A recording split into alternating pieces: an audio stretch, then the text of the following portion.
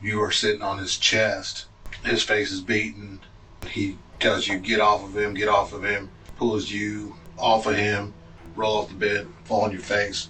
And that's where the nose and the lip get busted. Shockingly, the accused, who is caught red-handed while savagely beating his victim with his bare hands, is Oklahoma Detective Michael Nealey.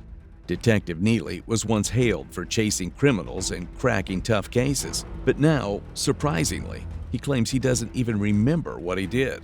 Okay, homicide, who is dead? And the answer is his police chief, Lucky Miller. It may sound unreal, but Michael Nealey is caught red-handed beating his police chief and longtime friend, Lucky Miller. And this is just the beginning of a very twisted interrogation where Detective Nealey thinks he can toy with his fellow detectives. I'll continue to talk. I'd like to know what happened. I mean, if you'll tell me what happened, that'd be great, you know. By November 2019, Oklahoma Police Detective Michael Nealey has spent over a decade questioning suspects from the very chair he now found himself in. On November 10, 2019, he and his police chief, Lucky Miller, had traveled to Pensacola, Florida to attend a law enforcement conference. During their stay at a hotel, the staff received several noise complaints coming from the room the two officers were sharing. When security entered the room, they ran into a completely unexpected scene. The cold body of Lucky Miller lying on the floor, and Michael sitting on him, pounding his chest. Detective Michael Nealey was immediately brought in for questioning. As the interrogation unfolded, he began to draw on his years of experience, attempting to outmaneuver the very detectives now questioning him, using the same tactics he once relied on to break suspects himself. So tell me, Mike, you guys flew out of Tulsa? Oklahoma City. Oklahoma City, okay. And to Pensacola? Yep. Was it a direct flight? Nope. All right. Where'd you guys stop? Houston. Mm-hmm. Was it a long layover or just a... Short, pretty short. So from Houston to Pensacola? Yep. What time did you guys get in? I don't even remember. Afternoon sometime. Okay. Did you guys get to run a car? Yes. Okay. Enterprise or? I think it was Enterprise. Okay. All right, and then from there? We got to the hotel and that's it. You got to the hotel. Did you guys make any stops anywhere? Or? Nope. Any problems or anything going on at crowd? Just normal dinner or what? It's normal. Any drinks there or just dining with? A couple beers. And I guess from where Krabs is to the hotel, just walked. Yes, not very far. Yeah, it's just right there. Was it a early dinner, late dinner, or what? Very early. It was. I don't even think it was dark yet. All right. And then tell me what you guys did once you got back to the hotel. That's about it. Just watched football game.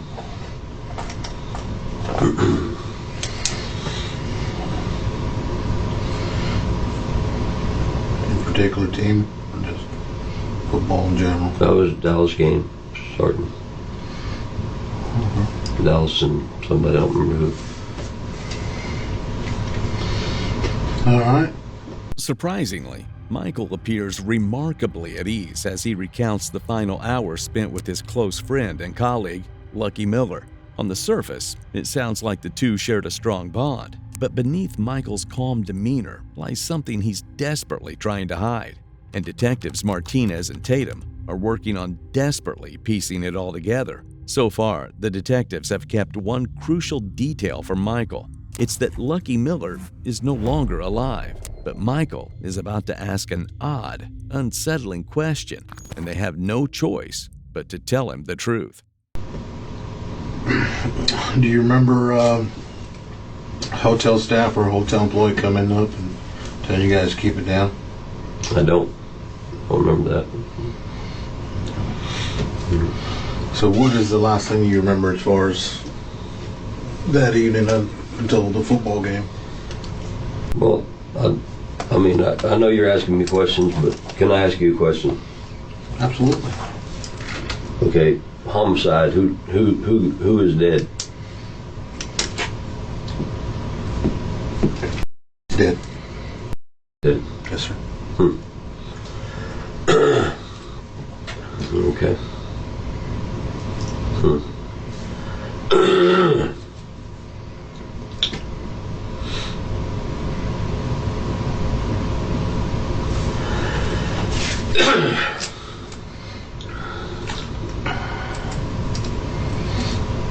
So we're trying to figure out what happened.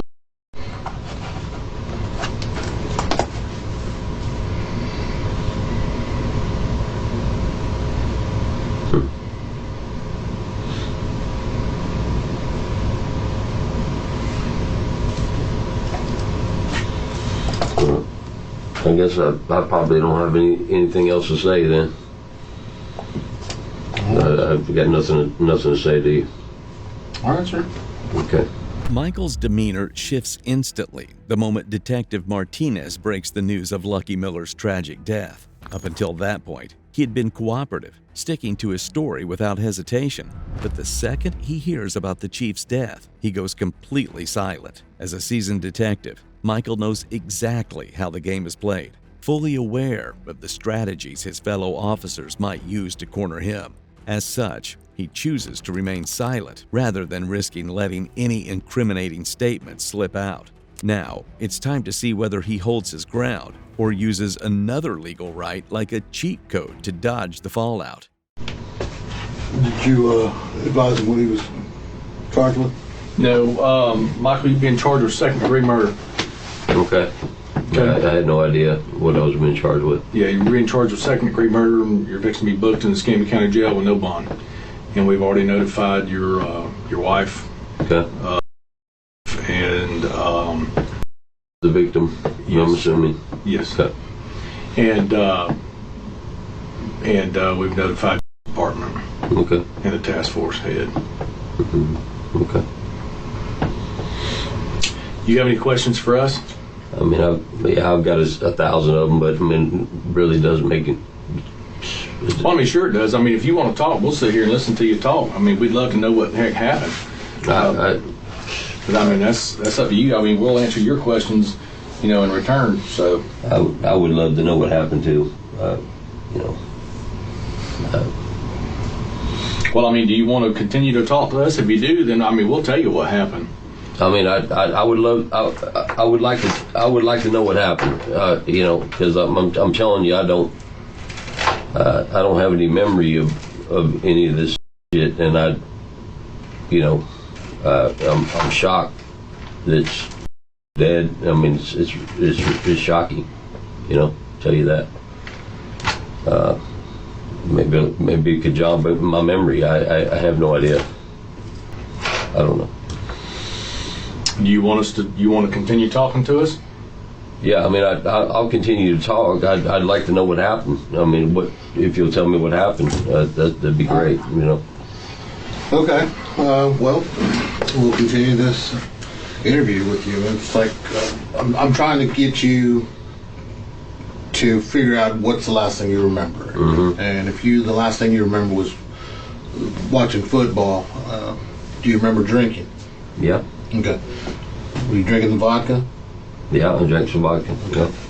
And that's why I wanted to figure out if you stopped anywhere, because there was a bottle of vodka in the refrigerator. So, Okay. like I said, we've all flown on airplanes, and we know you can't carry. Yeah, that was before dinner. I think that was either before dinner or right after dinner. Bought that vodka. Yeah. Okay. All right.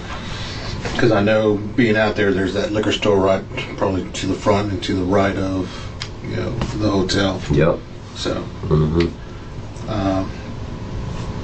Well, the first call came a little bit after 6, I believe. One of the guys that was in the room next to you didn't say you guys were arguing, just being loud, just laughing, yelling. Probably maintenance or security came up, knocked on your door, answered it. The guy said, "Can you guys keep it down? We got a noise complaint." He said, "Fine, we'll keep it down." Mm-hmm. Okay. So the next noise complaint came out about 9 minutes till 10 in the evening. This one was from the other neighbor because the one beside you, the first complainant, they moved his room because you guys were continuing just to be loud. Nothing out of sorts, just being loud. This time he can't get anybody to come to the door. All he hears, he's knocking. He hears just grumbling, grunting. Uses his car to get in. Walks in, and you remember the room layout. There's 2 queen beds. He is on the ground between the bed and the wall. You are sitting on his chest. His face is beaten, and he tells you, get off of him, get off of him. Pulls you off of him. You go on the bed, roll off the bed, fall on your face, and that's where the nose and the lip get busted and unresponsive.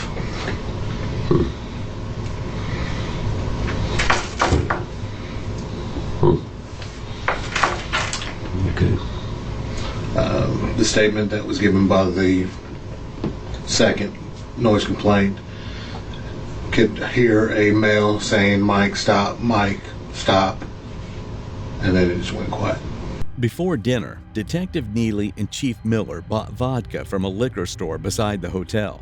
They settled into their room, enjoying dinner and drinks while watching their favorite game.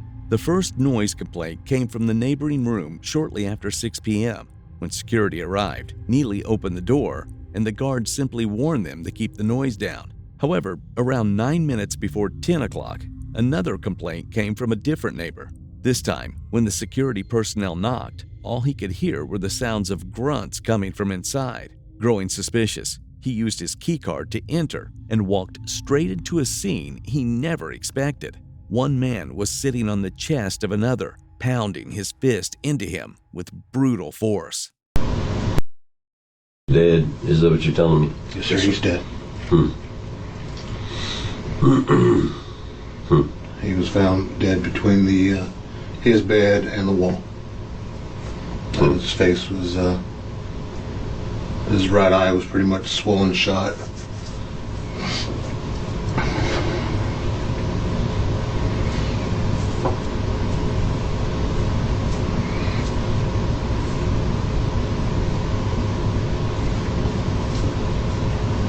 Does any of that jog your memory, Mike? No, it doesn't. Did you have any kind of animosity or anything like that towards? Not at all. No. Have you ever had a violent outburst or anything like that before when you were drinking? No. Anybody ever told you that you got violent when you drank? No. Yeah, I can't believe it.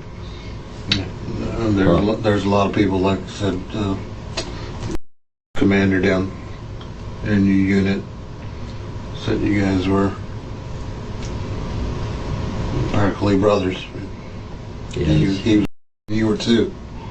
Huh. Michael responds to every question with a low hum, offering no clear answers. It's evident he understands the severity of the situation he's in, yet he refuses to confirm or deny anything the detectives are presenting.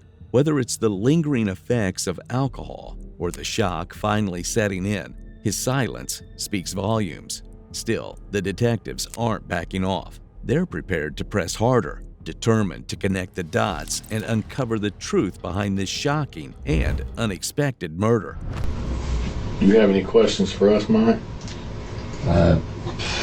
It's just unbelievable.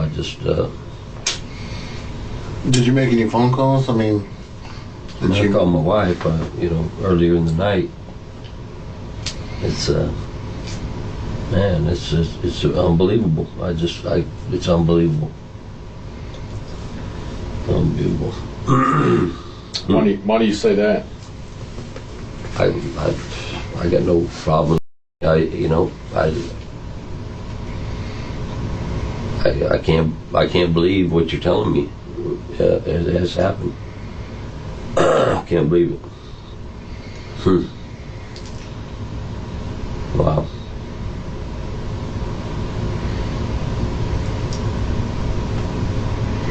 Well, this sucks for us just as much as it does for you. I mean, having to arrest a fellow officer, you know, for something like this. Is dead. I can't believe it. I cannot believe it. Huh. And from what? What's he dead from? Well, right now, like I said, we don't know until we have the autopsy. Right. I mean, because I'm feeling my hands. My hands don't feel anything. You know, like, what's he dead from? I don't understand. I mean, it appears that he's been beat to death by all indicators that we have at this time that we, that we can physically see. It gives the appearance that he's beat to death. His head is very swollen, like we said. His right eye is completely shut, and as he laid there, as time was going on, as we were getting the search warrants and everything together that we needed to do, bruises were starting to show up even more.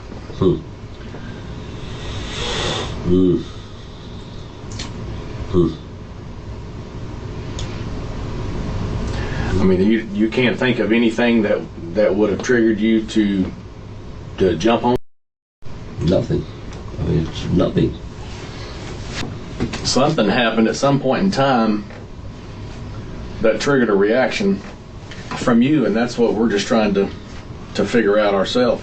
I mean, we find out that you guys are down here for a damn homicide and crime scene class. Yeah. Sent down here by, and then this mess happens this morning or last night. It just throws all of us for a loop. It throws all your bosses and everything, your partners and everything else for a loop. Yep.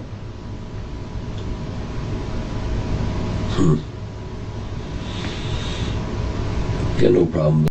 It's just unbelievable. I don't know.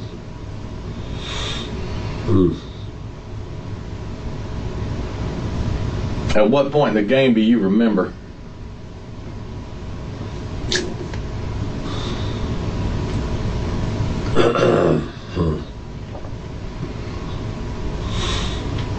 We went out to eat. Was the game playing when y'all left to go out to eat? No, we came back. It was a Dallas game. I don't even know what time it started. And he kept wanting to go out. I just kept telling him I don't want to go out. It's a bad idea. You shouldn't go out. Where was he wanting to go? In the bar. I don't know nowhere specific, Michael gradually begins to open up, hinting to the detectives that an argument had taken place that night, though it was far from intense. One fact stands indisputably. Both Michael Nealey and Lucky Miller were heavily intoxicated, and they were drinking throughout the evening, starting with vodka before dinner and continuing for hours. But was it enough to erase Nealey's memory of the attack or the events leading up to it? Since Michael refuses to acknowledge that their small disagreement may have escalated into a violent brawl, the detectives are left to rely on witness statements and physical evidence to build their theory and piece together what truly happened in that hotel room. Did he keep on about it and you got upset about that? Well, he kept on about it, but I don't remember getting upset about it. He kept on about it. It's like, it seemed later than it was, it seemed late. Yeah, it's time change, man. It messes everything up. It gets darker a whole lot quicker, and it does. It seems later than it is. Yep. He kept wanting to go out. Let's go to the bar. When you go to the bar, I said, that's a bad idea. We shouldn't, let's not do that. I mean, I wasn't pissed off at him, for God's sakes. Huh. Now, I remember you said that he got the bottle of vodka. Were you guys both drinking vodka, or just? Yeah, I drank vodka with him, you know. Because that way it'll be something the Emmy's office will need to know, especially when we do the toxicology.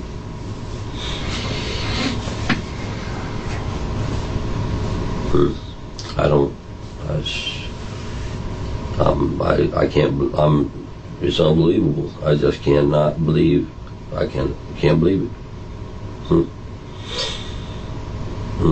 The detectives are clearly growing frustrated. After all, they're doing most of the talking while the actual suspect, Michael, remains tight-lipped. His lack of cooperation throughout the investigation is becoming a serious obstacle. As a detective himself, Michael should understand that being transparent and owning up to his actions could work in his favor when facing a jury. But instead of coming clean, he continues to dodge their questions. And just when the detectives think they're making progress, Michael throws an unexpected curveball, setting up yet another roadblock in an already difficult case. And I think you had 2 phones. There was a Samsung in your backpack. Oh, there's one on the bed. Yep, I had 2 phones. Yeah. Those password protected.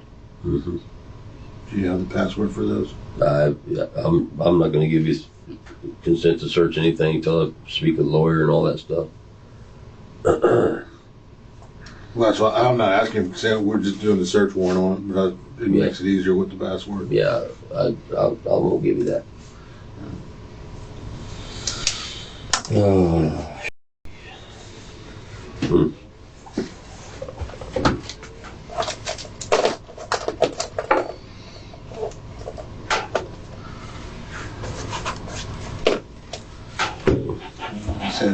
Like I said, right now where we stand is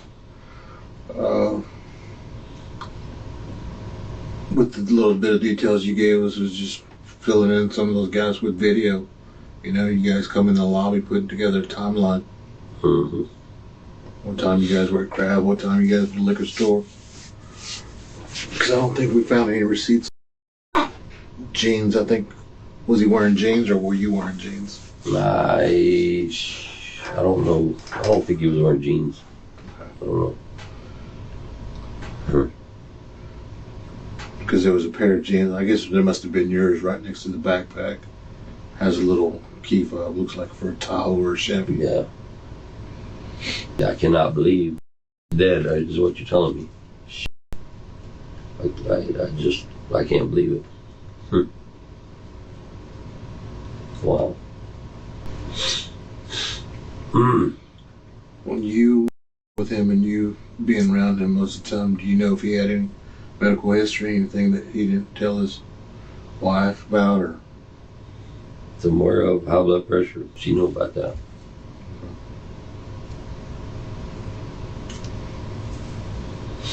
I don't know what else he can tell you. Like I said, anything else?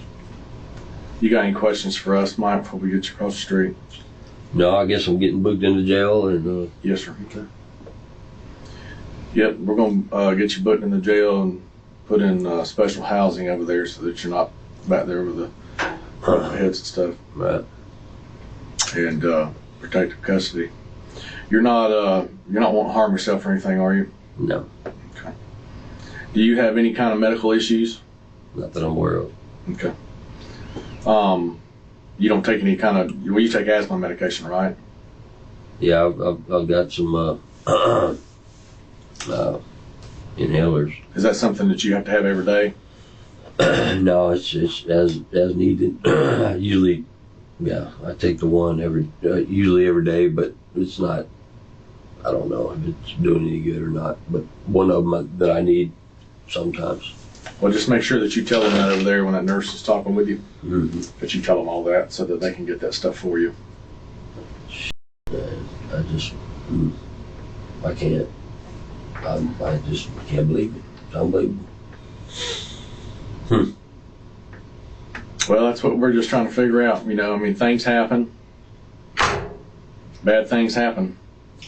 sometimes, and there is no excuse for it, no reason why. We don't know. It's a moment in time where I guess you don't realize what's going on.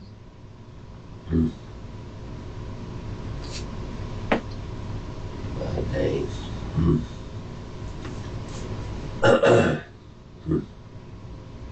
All right.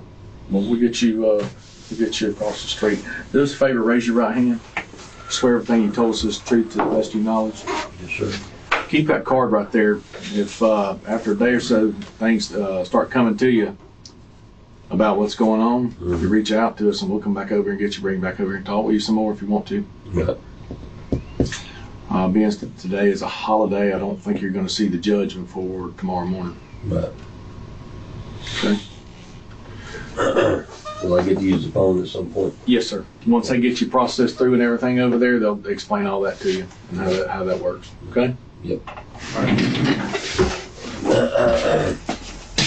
Michael suddenly takes a bold step. He invokes his right to have a lawyer and refuses to give consent for a phone search without a warrant. All along, he's tried to present himself as an innocent bystander, claiming he barely remembers what happened that night, or even who died. All of this could be his act, and maybe he remembers far more than he's letting on, and deep down, the guilt is eating him. In the end, Michael chose to head to the jailhouse without any resistance. But one haunting question still hangs in the air. Why would a respected detective who spent over a decade serving the force end up killing his own chief, a man who was more like a brother than a boss? A guest in 529 had a noise complaint. After they made a noise complaint, they came down and said it all of a sudden went silent. We don't hear anything. And so I went up to the room and I knocked on the door, 527, announced myself as maintenance security, and all I got was a grunt in return. I knocked on the door one more time, announced myself again. All I got was a grunt in return. Third time, knock, grunt, and then I called on the radio down to the front desk and told them I'm going into the room. I'm not getting anybody to come to the door, and all I'm hearing is a grunting noise. They said, okay, you're authorized to go in. I went, opened the door, announced myself. I could not see anybody other than someone's feet on the floor between the bed and the wall. I walked in further, saw one gentleman sitting on top of the other gentleman, and I told him he needed to get up, and all he would do was grunt. I observed some blood on the sheets. He was sitting on top of the gentleman. I told him to get up. All he did was grunt, and I said, okay. Observed some blood on the sheets. And I asked him one more time, get up off the gentleman. The gentleman that was laying on the floor, I kind of noticing him, if any movement on his chest was happening. I didn't notice any. So then I called down to the front desk on my radio and said, call for the deputies. And I asked the gentleman to get up off the other one. All he did was grunt again. This whole time his eyes were just barely open and closing. Okay. When you say his eyes were barely open, are we talking the guy on the ground or the one that was on his chest? The one that was on his chest. Okay. I couldn't see the gentleman's face on the ground. My third time asking him to get up,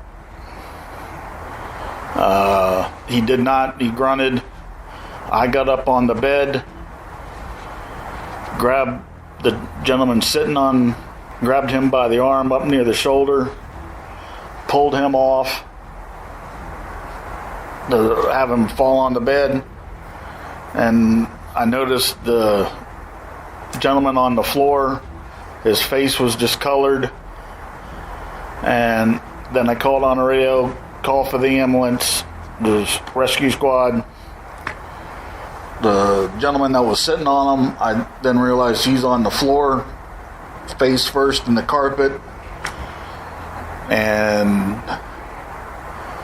I didn't do any more until, other than going to the door and just observing the one on the floor staying still. Although all the evidence, including the security guard's statement, pointed against Nealey and led to his conviction, some people still believe that a respected detective like Michael Nealey could never commit such a heinous crime, since Nealey never admitted to remembering any altercation with his chief, and his fist showed no bruises that should have been there after such a violent assault. Rumors continue to circulate that he was falsely accused of his police chief's murder. However, Michael Nealey was charged with second-degree murder following an alleged drunken brawl that led to the death of Chief Lucky Miller at the Hilton Hotel on Pensacola Beach. Eventually, he was found guilty and sentenced to life in prison.